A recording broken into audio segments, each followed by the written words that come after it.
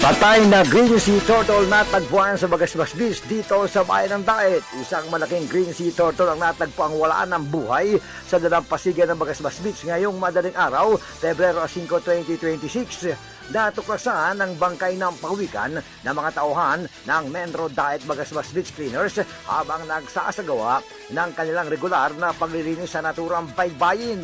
Ayon sa ulat, ang naturang pawikan ay may sukat na 36 na pulgada ang haba at 30 pulgada naman ang lapad at tinatayang tumitimbang ng mahigit kumulang sa 45 kilo.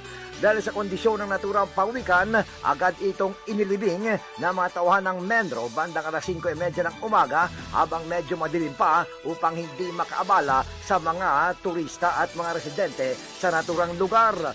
Ang Bagasbas Beach ay madalas puntahan ng mga pawikan, kaya naman patuloy ang paalala ng Menro Daet sa publiko na maging mapadmatsyag at pangalagaan ang ating yamang dagat, partikular ang baybayin ng Bagasbas. Mga dagdag na mga balita alay sa Diyos, alay sa bayan. Ako naman si June Bagwis Avila, naglilingkod para sa bayan. Balitang Nasyonal.